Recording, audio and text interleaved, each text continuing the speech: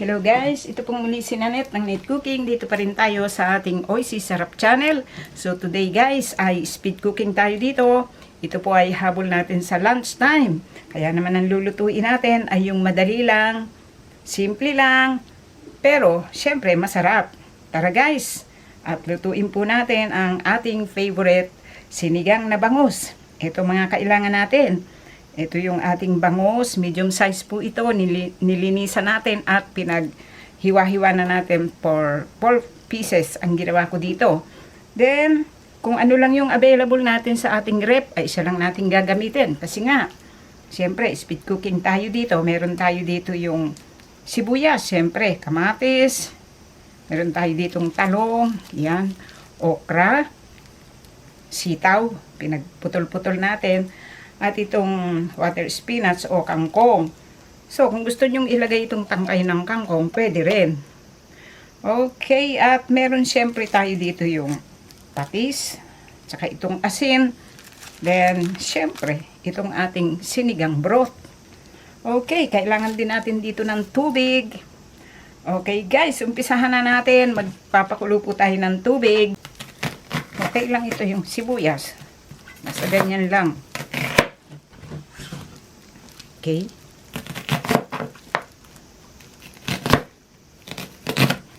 So, kasi ito yung mauuna. Itong okra, hindi ko na siya pinutol kasi maliliit naman siya.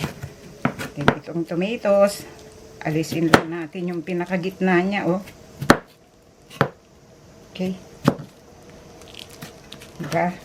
Then, ito. Okay. Alisin natin ito. Okay lang yan. Kahit ano. Kasi, pagdating sa lutuan yan, maglalambot na rin yan eh. Okay guys. Ganyan lang siya. Then, itong talong, ganyan. Ganyan lang gagawin ko kasi nga madalian. Madalian tayo dito guys eh.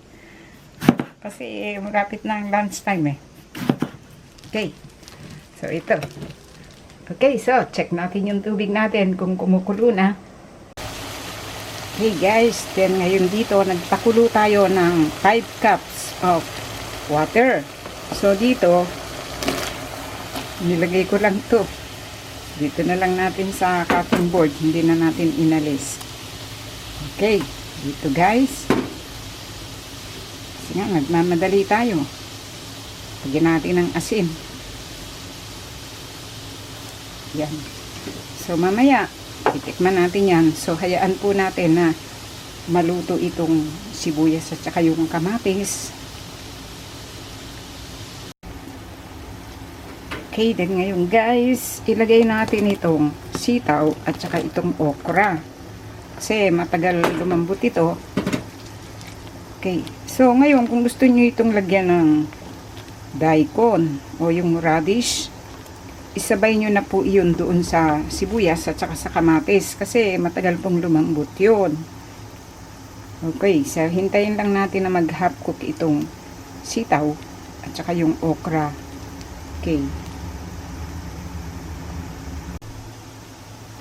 Okay. So ngayon, ang init nito guys. So ang gagawin natin dito guys, ilagay natin itong talong. Okay? So, at dito, isabay po natin itong bangus. Ilagay natin. Para noon, lumasa siya doon sa sabaw. Okay. Okay, naiwan pang isa. Then, dito guys, ngayon, lagyan po natin ng cover. So, hayaan natin siya na mag-simmer at maluto yung bangus before natin siya lagyan ng pang sinigang. At huli po natin ilalagay yung water spinach o yung dahon ng kangkong. Okay, guys, check natin.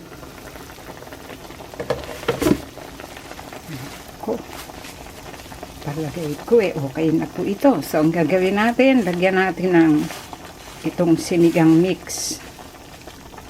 So ito ilalagay ko lahat. Kasi mas masarap kasi, mas maasim yung sinigang. Okay.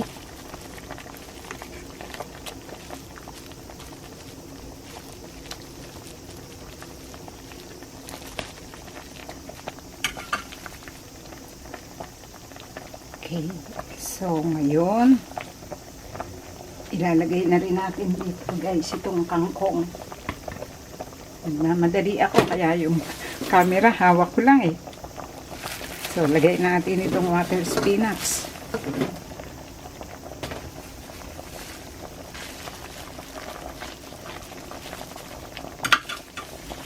Dito guys, lagyan natin ng patis. Then meron ako dito yung sisito ever. Wala tayo yung siling mahaba, so ito hindi masyadong maanghang.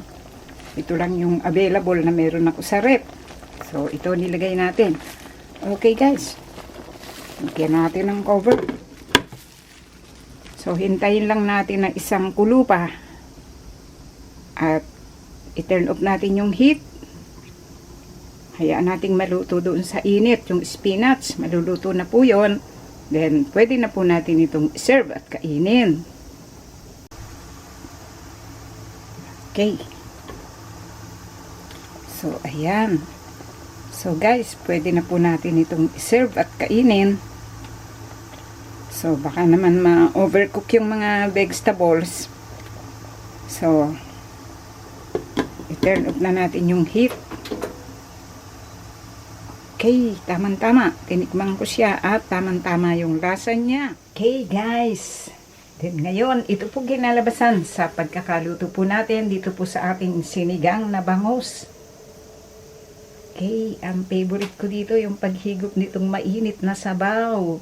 At syempre, pag sinigang na bangus, ang gusto natin yung mayroong bandang tiyan.